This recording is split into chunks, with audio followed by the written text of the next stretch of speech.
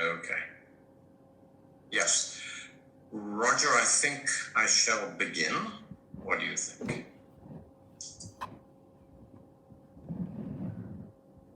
Yes? Well, you've muted, Roger.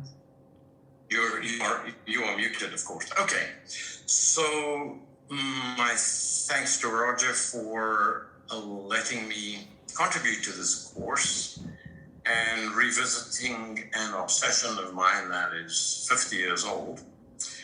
I assume most all of you have heard of Le Corbusier and are well aware of his stature as an architect, probably much less so as a town planner, and even less so as an artist. And he was all three by his own account.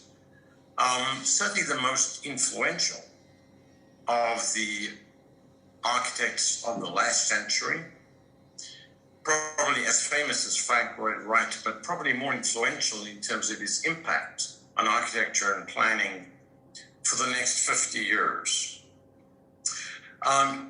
Behind the title block, you have a painting from the end of our period that we're looking at, called Two Musicians. And let me ask you to comment on how you would classify it stylistically, given our earlier sessions on the evolution of painting and the works of the modernists post 1900. How would any volunteers for how you might classify this? What would you call this 1937 painting of two female musicians? Any volunteers? Should be unmuted. We would unmute ourselves by pressing the space bar. Art Nouveau. Yeah, any volunteers? Art Nouveau. Art Nouveau? Probably not Art Nouveau. If that's It looks like Picasso. yes, perhaps Picasso-like. Quite cubist, pieces and parts here and there. Yep. Roger, would you hazard a classification guess? Is this post-cubism? I was staying out of this path. Okay. All right. So certainly influenced by cubism, but in some ways post the early phase of cubism.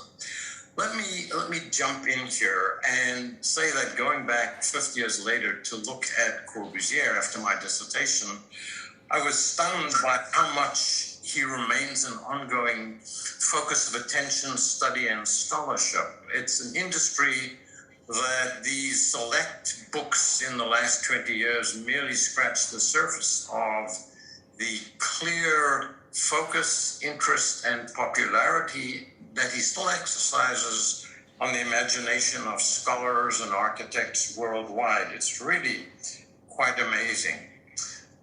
Let me say some high-level things about the man himself. He burst on the scene in Europe with his Vers in Architecture, towards an architecture. One of 50 books that he wrote, and his books were as influential over 42 years as his architecture and his town planning. In that span of time, out of 300 projects that he designed, only a quarter or less were actually built. But he came to lead and dominate a movement in architecture and planning that lasted at least 50 years. There in the bottom right is a typical late building of his, probably you would call it brutalist, a house in India, in Ahmedabad. So let me connect myself to Corbusier a little bit. Doesn't have quite the intimate connection that Roger does with Glasgow and Macintosh, but he loomed large in the world of the Commonwealth and Europe when I studied architecture at the University of Cape Town.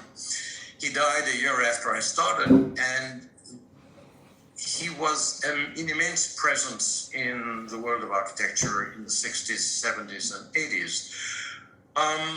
I spent a couple of years after I graduated, working through a thesis on Le Corbusier to exorcise demons that I had regarding his work and his meaning, and worked as well for a set of architects now in America, well known. And the linkage between this apartment building in Cape Town and the brutalist Corbusier work in Ahmedabad is quite self-evident. So let me move on to saying a little more about the kind of man he was. There's his studio. At the age of 71, BBC interviewed him.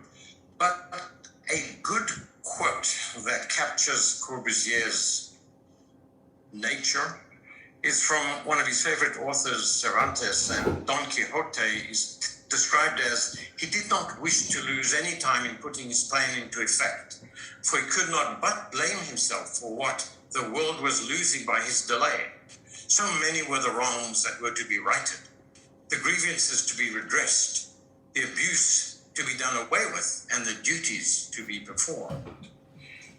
So clearly, we have someone who's setting himself up for a life trajectory, much like Don Quixote in Picasso's famous painting or drawing below, of tilting at windmills and perpetual disappointment. Here, in his own words, in his studio at the age of 71, is Corbusier, not in his French. My research is like my feeling directed towards what is the principal value in the life, the poetry.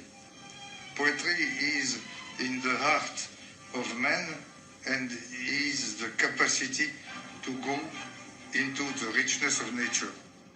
So there you have a sampling of his very clipped, aphoristic way of speaking and his emphasis on his art as key to his work. Here's another image that appeared frequently in his later work. The title beneath it, from a book of 46, is The Contemporary Disaster, War, Total Freedom of Space, by which he meant that unless the world turned to industrialized architecture, there would be a class war and a revolution. But that's only one aspect of this image. It also, in a sense, represents Eros versus Logos, man versus nature, and in a sense, light versus blight. Here is a later drawing from a book of poems called The Poem of the Right Angle. There are but half, giving to life only one half, and the second part comes to them and fuses. And good or bad comes to them, the two who met. So we have some mysteries and clues to decode here. Before we start into that, I'm going to ask you to do a poll. And what I'm going to ask you to do is, in fact, to choose your response to A House by Le Corbusier and his Contemporary City for 3 million people of 1922. Your choices in this poll are very simple, so I'm going to give you a minute to respond to these questions. You can move the box around by just clicking on it and moving it around your screen so as to see the images better. So I'll stop talking and let you fill this out.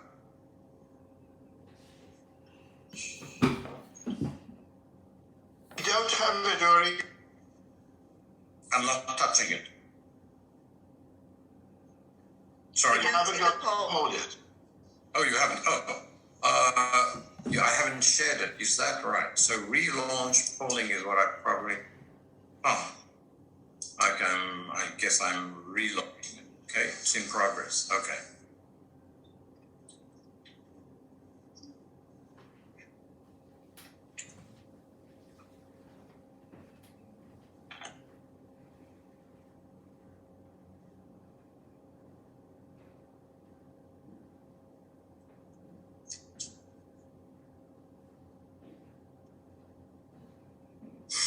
Give you Well, another 10 seconds to commit. It's not that hard a choice. No, well, depends. Okay, I'm going to end the polling and I'm going to share the results. So, almost half of you would very much like to live in the Villa Savoie. About a third would find it okay. Only 5% would like to live in the city, whereas 2/3 would not. Let me hear, and stop sharing results, let me hear from someone who said they'd like to live in that city a lot. Have I closed? Has this disappeared? Who would like to live? Who would like to live a lot in that city? Yes, Indira. Well, I don't know if that's Chandigarh, which was his model city. Correct. Is it? No, it's not. It's not. It's not Chandigarh. Okay. If it is, that's where I'd like to live. But I've seen some of Chandigarh, but not particular buildings. Right. Have you been there? No, unfortunately not. I have not.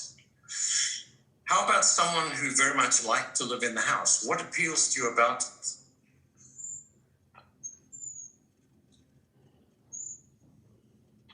The exposure to nature. Very much so. Was that Heidi? Susan. Susan. Yeah, very much so. Yes, Absolutely. it's lovely. Anything Green. else? Yes, green. Anything else from anyone else? I have a different view of the three pictures. I would love to live in the middle picture. I would be okay with the left-hand picture. I wouldn't like to be in the right-hand picture at all. Right. Okay. Yeah, I agree on that one also. Okay, good. So this mirrors what I kind of expected, and is at the crux of my struggle with Le Corbusier 50 years ago. How is it that someone whose creative genius can produce masterpieces like the Villa Savoie gets it so wrong when it comes to designing a city? That's the problem I want to tackle. The way I'm going to structure the presentation is in 3 decades, down the left, in each of which I'll talk about paintings, buildings, and cities, and then ultimately their influence. Clearly, this implies that Corbusier himself saw a relationship between these 3 functions. And here we have him talking himself about the connection. We see that Corbusier says, part of every day of my life has been devoted to drawing. I've never stopped drawing and painting, looking wherever I could for the secrets of form. You don't go any further than this for the key to my work and research. When you open the front page of his next major book, a decade later, after Towards an Architecture, The Radiant City, you will see that what he says is what you see on the first page, in fact, is a painting, and next to it, text. This picture is not symbolic. It is a large painting composed in 1930 at the same time as the plates for the Radiant City were being worked on. It is possible that there is a relationship between these 2 works, despite their wholly different intentions. The human creative mind stands midway between 2 poles of the objective and the subjective, a fusion of matter and spirit. So Corbusier is pointing us to something beyond the obvious relationship between this purist painting, for example, of a bottle and pink book from 1926, where the square of the book and the floating transparent curvilinear forms are mirrored very much in the square shape of the floor plan of his concurrent Villa Stein masterpiece in Paris. This is the terrace outside. But within the square, you contain these curvilinear forms, these organic shapes, and that's a fairly obvious level of comparison. But I think Corbusier is pointing to a deeper relationship as well, and we'll try and explore that moving forward. So, having made the point that there clearly is an important connection, let's look at the first decade on top here and look at his paintings, buildings, and cities in turn. Before he came to Paris in 1917, leaving La Chaux-de-Fonds, where in the Swiss Jura Mountains he was born and raised. There was a formative experience that he had over that youth and early adulthood. The setting of La Chaux-de-Fonds itself in the Swiss Alps is famously scenic. This painting by his mentor, Charles Le Platinier, who you see in the bottom right, who was a powerful influence at the time and in Swiss art. He founded, in fact, a mini house in La Chaux-de-Fonds, where all arts were practiced in an integrated way.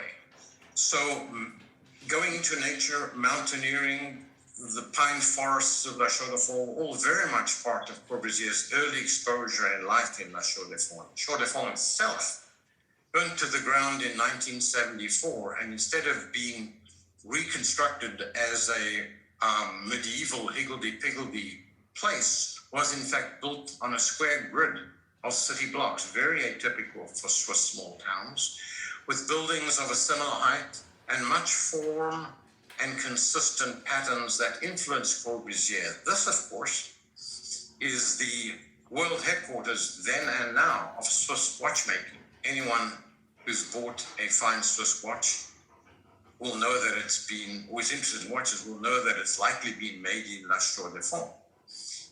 There's the family, Charles-Edouard Généré-Gris, his full name, in the center, close to his mother, who was a piano teacher, very close, in fact, to his mother,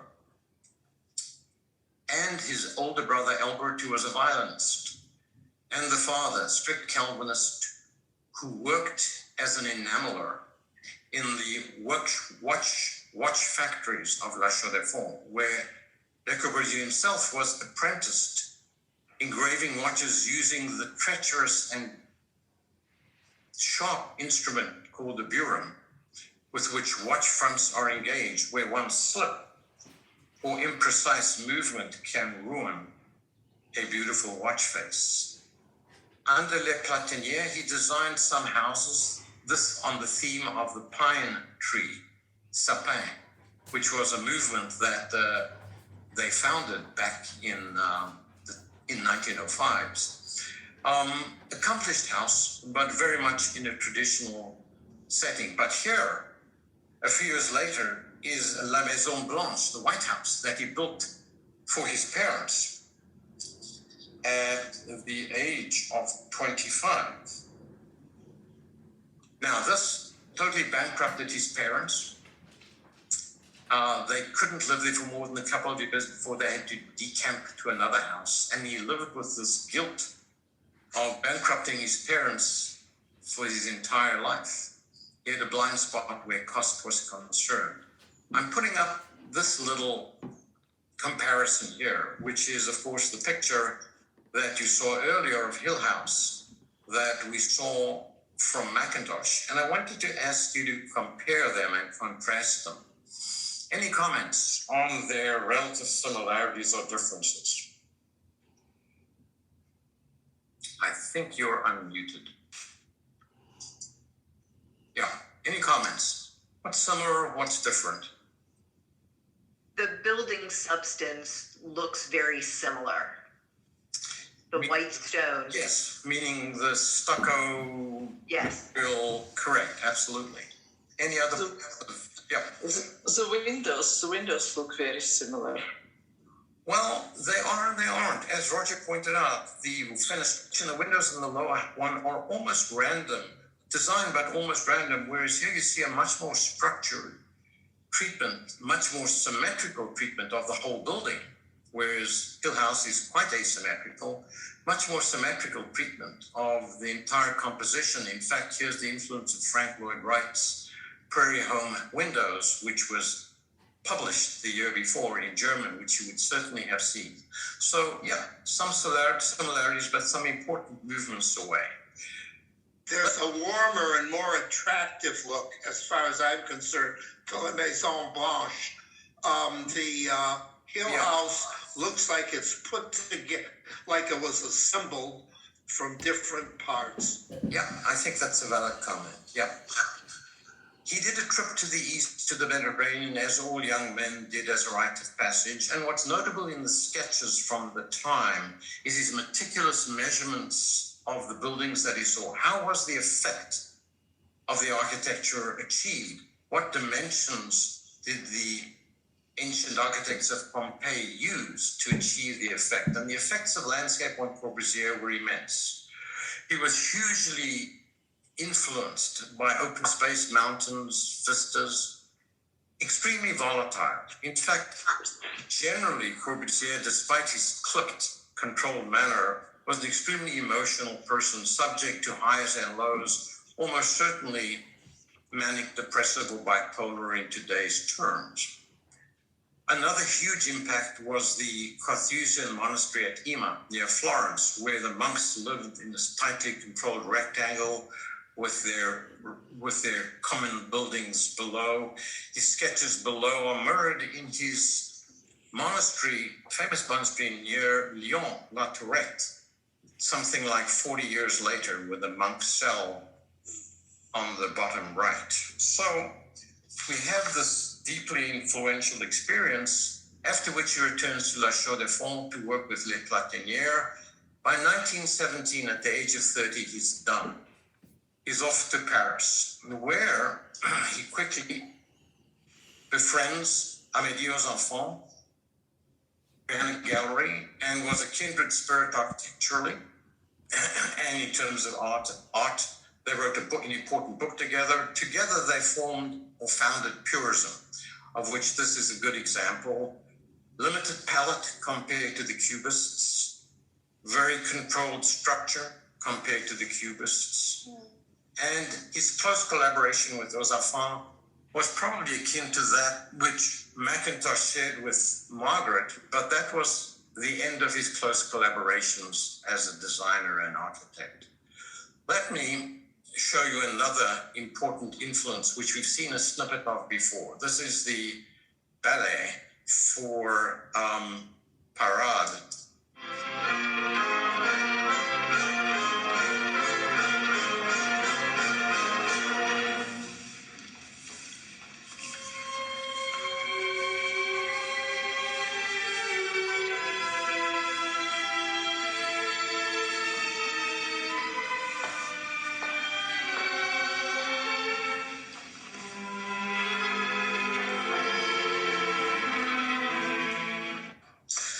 So this is for Diaghilev's Ballet Russe, and Satie hung out with Amédée aux Enfants and Corbusier, as did Picasso, who designed the sets. But this was a revelation to Corbusier as an integration of the arts, architecture, music, movement, which presaged what the new age and the new man could be like.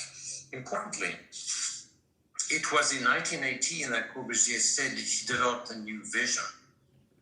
It all became clear to him, which exactly coincides with when he lost the sight in his one eye through detached retina, and began to see all forms not three-dimensionally, but in a planar, flat way, as you do if you have only one eye.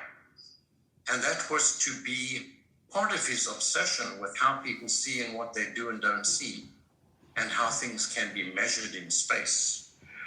So what did Corbusier and his fellow architectural revolutionaries rail about?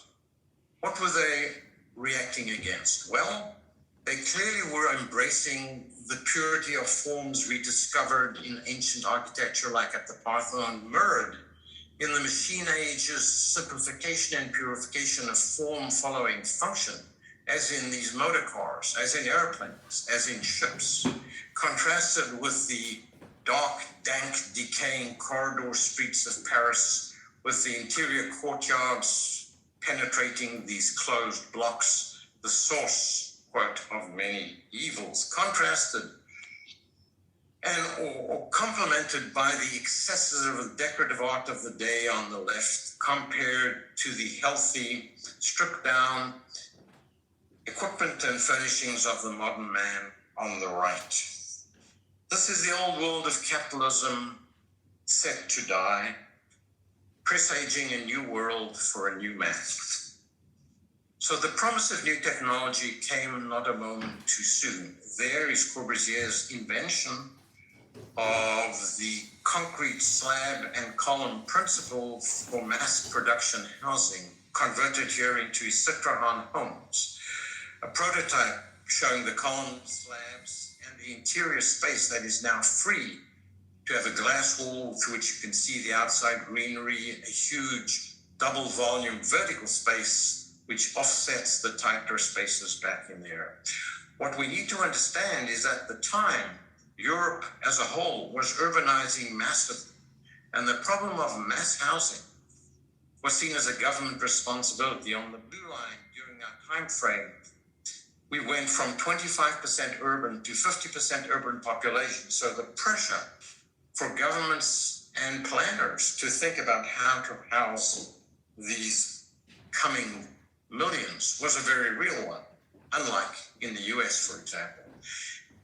How were they going to be housed? Well, at this point, Corbusier's vision is simply of these workers' homes in concrete put on lots in street blocks. This was to change dramatically in the next decade.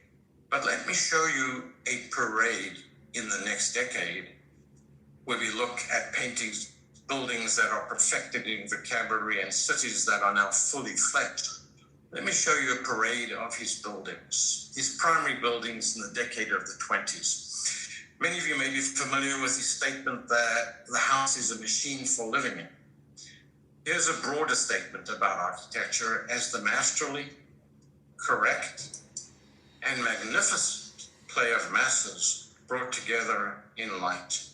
Here's the studio for his partner, aux enfants, and I've been implanted with a Rogers chip for montages, and you're listening to Bach's fugue as transparent, comparable music to mirror the structural images you will see.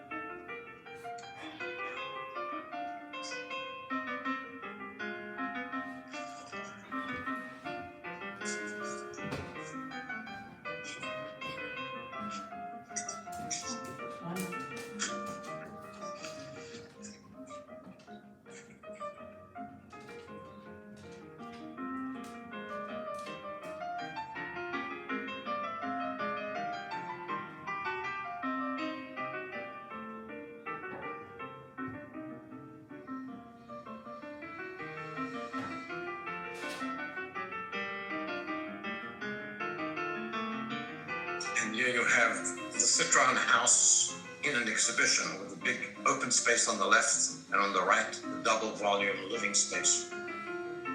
Apartment homes, apartment villas. And this idea realized in the apartment building in Geneva, the Clarté Apartments, looking at the window wall of the apartments in front of you.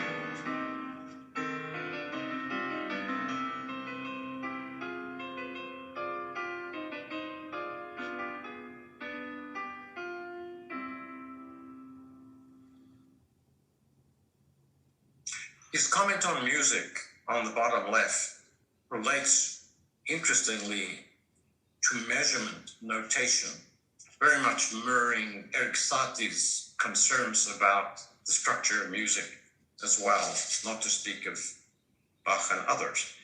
So the question that he frontally faces here is, how do you take the apartments of the Villa Clarté, shown in the top right, that we saw a moment ago, and the volumes that he experimented on the terraces of Villa Stein? How do you build a city out of these elements? And here, from 1922, is his apartment villas project, where you see the Esprit Nouveau pavilion that we saw in the garden with the double space of greenery next to the apartment adjacent, all slotted into a structure with an internal green court that together is part of a composition of the contemporary city for 3 million people that he burst into existence in 1922, which is what your poll was responding to with this image, a view from the tops of these indented residential blocks, looking towards the business center, 60-story towers, 500,000 workers, multi-level streets, and here's the view in these residential areas, looking at these raised streets so that pedestrians can occupy the entire ground and experience the greenery and joy of freedom, not affordable in any European city of the time. This becomes a formula that can be applied anywhere. And in fact, in Paris in 1925, it becomes the Plan Voisin, named after the industrialist who made Voisin cars in Europe. So this degree of revolutionary scale and conceptualization wasn't atypical of the times where music, art, literature, dance were all being rethought entirely. But here we move to a new scale, re-envisioning the entire city and the habitat of man. None of this is randomly drawn out, though. The regulating line is a continual concern of Corbusier, and how people measure and parse out space continue to inform his thinking to the point where in 1947, the modular, this man, based on the golden mean and the Fibonacci series mathematically, becomes the measure of all his buildings and his equivalent of musical notation. At this point, Corbusier's masterpiece is now on the cusp. His painting, you'll note, has moved from being transparent, lightweight, still lifes, to much more molded, sculptural, three-dimensional, figurative, heavier, elements of hand appearing, all of which are, and this, of course, is his watercolor of Josephine Baker, the African-American entertainer who Roger covered briefly 2 sessions back, who stormed Paris in the 20s and with whom Le Corbusier had a torrid affair for in 1927. So here, with some of the formal connections fairly obvious, is the roof terrace of the Villa Savoie that you saw earlier in the poll. Here you have the juxtaposition of a ramp opposite a staircase, and the dynamic tension and movement created with the transparency of the inside-outside light interpenetration very much echoes the forms of his painting and his sense of a progression musically up through a space, envisioning different vistas. At this point, he's able to, in fact, define and categorize the 5 points of the new architecture. This perfect square of the Villa Savoie features long horizontal windows, fully designed facades, ground level supports which free the facades, a functional roof now, quite feasible, and a floor plan that is quite freed up for the needs of the design. As a complete designer, here are the iconic pieces of furniture that Corbusier designed in collaboration with Charlotte Perriand. Like Macintosh, she was all about total design, and here you have the same separation of structural support and functional expression of the supports versus the comfortable place for the human being to sit. Now, the unquestioned master of architecture and the prophet of a new urbanism, Corbusier goes to Moscow, the home of the revolution, where he'd won a competition for the construction of the workers' co-op, consumers' co-op union at Centro Soyuz building in Moscow. And he arrives in 28 to spy out the site and get ready for it. By the way, the anthropomorphic illusions, which Roger pointed out to me, are quite striking. The 2 eyes, the hands, the strange African mask-like figure viewed differently is quite striking. Built and in place today, that's the curve of that exterior auditorium.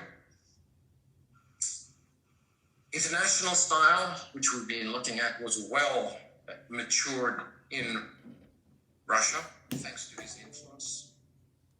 And there he met, among others, Elder Sitsky, a disciple of Malevich, who we've covered earlier when we talked about constructivism and suprematism. And Malevich was a polymath who was a graphic designer, an artist, an architect, a fantasist. That's his future city, straight out of Star Wars or straight into Star Wars. But Corbusier's expressionist mode was at odds with the objective collectivist vision emerging in Russia. So that after he returns, Lisitsky writes this broadside at Corbusier. The bohemianism, isolation, and introverted snobbery of today's artists have reached their apogee in France. Given that Le Corbusier is an artist, he's a case in point. Like all Western artists, he feels compelled to be an absolute individualist and to recognize nothing outside of himself, because otherwise one might doubt his originality, etc., etc. This attack on Corbusier pales besides the attack by the leader, the counterpart to Corbusier of Russian and Soviet architecture and planning, Moise Ginsburg, who had his own masterpiece in the Nuremberg building, who responded to Corbusier's views of urbanism as follows. You're the finest of the surgeons of the modern city. You want to cure it of all of its ills, whatever the cost, but you do all this because you're trying to keep it essentially the same as capitalism made it. We want all the beneficial consequences of concentration for the development of culture and at the same time, all the advantages of dispersal and decentralization for spreading culture as uniformly as possible over the population, etc., etc. The higher demands of collectivism and industrial concentration demand decentralization and dispersal in space. That is the crux of the matter. So here is an ideological critique of his vision of the compact, high-density city, a dagger at the very heart of his radiant city. Corbusier, distressed, disappointed, licks his wounds back in Paris and prepares his counterattack, which happens in the next and last decade that we'll be looking at, where his art is much freer, his architecture more tactile, unfinished and personal, and his urbanism deepened but consistent in its viewpoint. So, let's begin this with a sculptural odyssey. His good friend from the early 20s, Fernand Léger, painted this iconic picture of three women in 1922, coining the phrase cubism rather than cubism. But Fernand Léger was already critical of his friend Corbusier. The modern architect had gone too far in his magnificent attempts to cleanse through emptiness, taking a dagger to purism. By a decade later, Léger's three women had left their couches and their flat, planar existence to become three-dimensional sculptural forms, free to move their arms as they wish, with free-floating forms in the background, symbolizing a whole number of things with their rich illusions.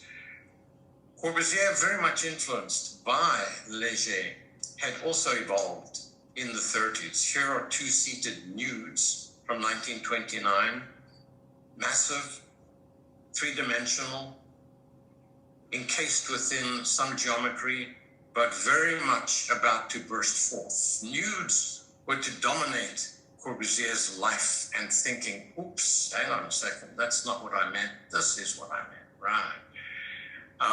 Here we have two muscular nudes marching forth, and when you look at the seminal building of the early part of the decade, the Swiss Pavilion in the University City in Paris, you see the pristine cube still raised to the sky, but look at what it sits on. It has haunches and thighs of unfinished concrete, mirrored by the brutalist furniture below. A very different expression than the international style's thin, white, crisp dimension planar dimensions. In fact, when you look at the back of the building, you can see the imprint of a thumb molding the staircase and the emergence of a wall of natural stone, anathema, in the 20s. And indeed in the 30s, Corbusier's buildings, and there were not many of them built, follow a very different trajectory. Here's a modest weekend house in the Paris suburbs with an earthen roof, brick glass walls, and stone walls. Here's a view past the fireplace, outside the windows. You're standing there next to the fireplace, looking towards the pavilion outside, past the glass brick window. So too for his vacation house in Le Marais in the same year. A whole new exploration by Corbusier of natural materials, handcrafted surfaces, and another aesthetic entirely. We've talked in passing several times about the Bauhaus, and let's move to an international stage and Corbusier's dominance of a movement in integrated arts, architecture, decorative arts. And here we have the Bauhaus designed by Walter Gropius, its first and longest leader in Dessau. One of the exhibits that the Bauhaus folks put together was a model subdivision in 1927, and this is Corbusier's contribution. International style in full force. Hitler shut down the Bauhaus in 1933, and the baton passed to Corbusier's organization, CIAM, the International Congress for Art and Architecture, which lasted for almost 30 years. Corbusier there at an early conference, talking about the cities of Europe to an adoring and admiring crowd of architects from all over the world. They're the leaders of the movement in the 50s. And a charter that was to prove influential internationally and held sway over principles of architecture and planning for the next 30 years. The Athens Charter was issued in 1933. At this point, while no one is commissioning him to build cities, Corbusier is a planner for all seasons. He goes in his publication of the Vivre-Adieus, which was his response to Ginsburg and to Moscow's request to rethink its design. Here is the next generation of the city for 3 million we saw earlier. Clear separation of functions. The business center up front, rail station and terminal underground rail station in the middle, hotels, residential with green, recreational in between, a green belt separating them from factories, warehouses, and heavy industry. Everything in its place and a place for everything. But to implement this, of course, is another question. What authority can do this? Corbusier refuses to address the question of politics, as you see on the left. Plans are rational and poetic monuments to man, and the contingencies are not those of politics, but ourselves, a biology, a psychology. Of course, land needs to be redistributed entirely for this to work. Lawyers say that this will turn everything upside down. I put it even more clearly, mobilization of the land for the common good. And so he looms over his radiant city, looking for the authority that will enable him to implement this noble vision for man. He wanders Africa, he wanders South America looking for clients that will enable him to express this vision. In Algiers, he envisions a new highway cutting through the Kasbah below with multi-story buildings below that. And on the mountaintops, he disports these slabs in curvilinear form according to the topography of residential homes crisscrossed by another highway that lands up with a huge office complex facing this magnificent Mediterranean seascape. There we have the buildings. We have the apartment villas that we saw earlier tucked into the structure. And there's the street that actually runs for cars and pedestrians and shops all the way through these buildings on that crease. And here's the bottom line. it's the monastic man gazing at nature in contrast to himself that is the secret to the reconciliation of the Medusa, Apollo, dualism that we saw earlier. Why chop up your land into small lots for small private houses when you're in this magnificent setting, when you could build blocks, step back and terrace back to observe and be part of this immense natural wonderland? Urban sprawl as an evil versus a rational new world that embraces at a distance the world and the cosmos of nature. Where but America to sell his vision? Museum of Modern Art invited him in 1936 to give a series of lectures. And Corbusier, who had long admired the energy, the mass production, the industrialization of America, gladly crossed the Atlantic as the Colossus to speak to the Americans about their future. Of course, there was another Colossus inhabiting that world, Frank Lloyd Wright, 20 years older than him, who by then had done Falling Water the year before and had his own vision of what he called the disappearing city. Not what Ginsberg saw as the Soviet model, but a very different model that we don't have time to talk about. No contact between the man of Mars and the man of Venus in this visit. And they were indeed from different planets. But here is Corbusier talking to the Americans, making friends and... New York presents the same sort of image, but Le Corbusier finds that even in New York, like London, the buildings are too small, the roads too narrow, transport inefficient. They live where they should not live. They work where they should not work. The actual problem is to find again the condition of nature. And the answer is the major problem of today and tomorrow, the proper occupation of the land.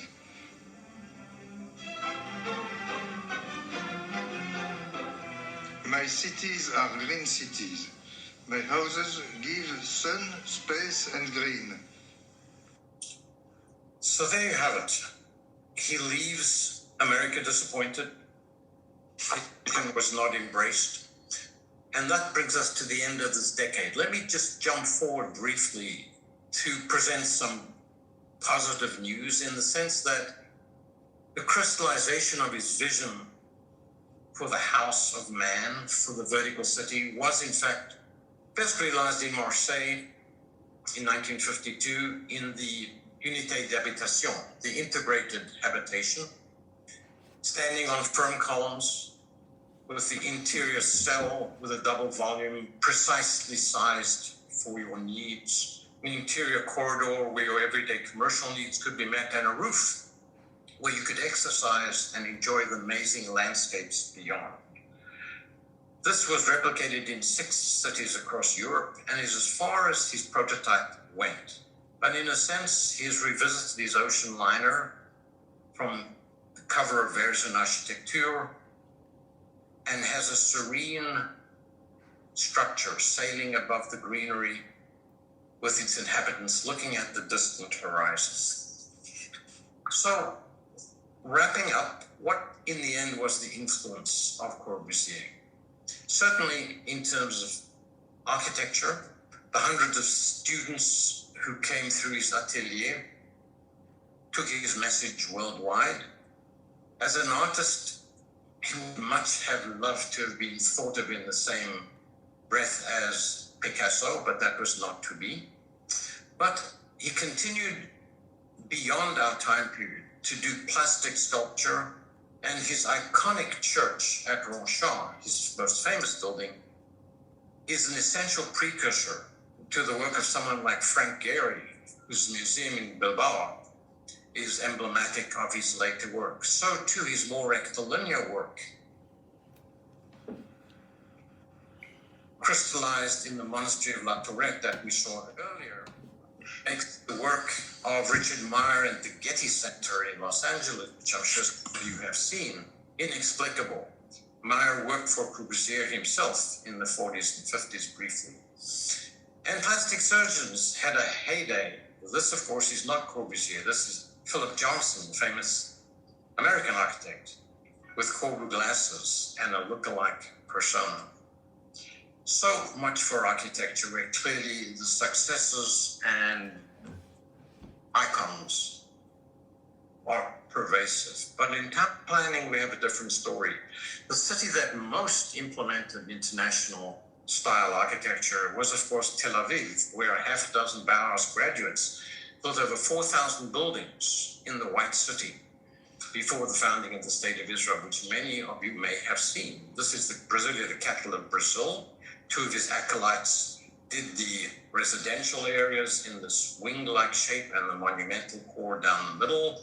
That's the monumental core, and a less brutalist but stripped-down modernist aesthetic is evident. But of course, the British, who took to heart his town planning principles, built housing complexes like this and new towns that include places like Basildon, Stevenage, Milton Keynes over many decades, as did other parts of Europe. But the Dutch, more than anyone else, with their densest country, being the densest country in Europe, twice the density of England, fully embraced Corbusian planning principles. And here's the Bijlmermeer, started in the mid-60s. All of these have turned out to be problematic, partly because they were mass housing estates for low-income populations, renters, vacancies, all kinds of socioeconomic problems that tend to influence our perspective of the work that Corbusier did in housing. In America, mass housing, public housing, as a Pruitt ego in St. Louis, designed by Minoru Yamasaki, who also designed the World Trade Center, is emblematic of the fate.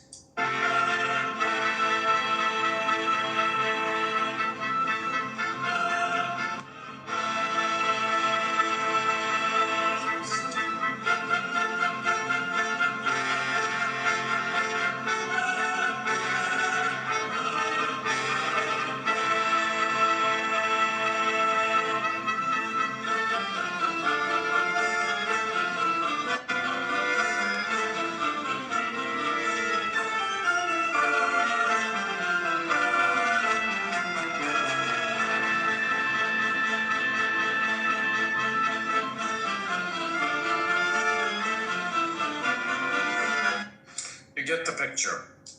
So let me jump to a bottom line here as I close. The bottom line on town planning clearly is that buildings are not recipes for cities. The functional separation that they developed under international style is not a logic for how cities should operate, nor is Corbusier's vision of man the basis for a viable city. No understanding of urban spatial economics or free market forces, and a underestimation of the impact and needs of motor cars, implemented visions, largely failures, and they depended on technocratic regimes, and totalitarian temptation is irresistible. And Indira mentioned Chandigarh, which was his last great hope. Here in 1951, at the age of 64, Corbusier was invited by Jawaharlal Nehru to design Chandigarh, the capital city of the Punjab.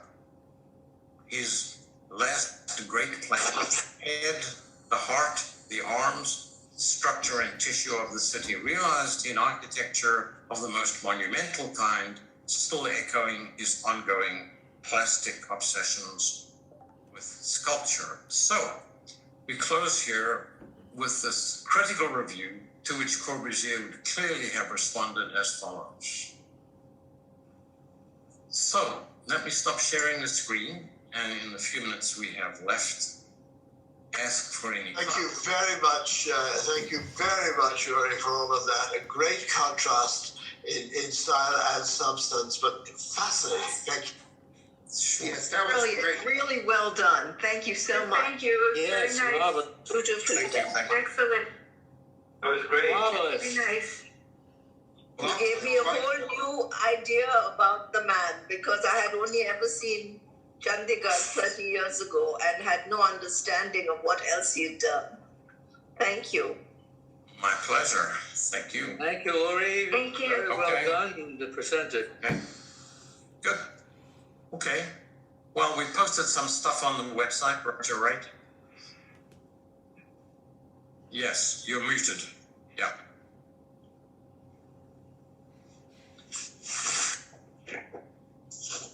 Thank you very much. You're still muted, Roger. Okay, so I think, Roger, you're still muted. Roger, you're muted. You need to unmute yourself. Okay, here we go. Normally, I send out the notes for next week directly after this class. Remember, we're running a week late. However, I've been sick for much of the last week, so I don't suppose that the notes will reach you until probably Monday of next week. Forgive me, but we will have the class. It will be a nice one. We will be in America, and we look at some really rather wonderful pictures. In fact, one of the reasons that I'm here is that I had to edit a book on modern art, and suddenly realized what incredible work was being done in America, and I said I have to be there. So here I am, and I'll try to explain that next week. So you have to end this. You're still the host, I think. Oh, okay.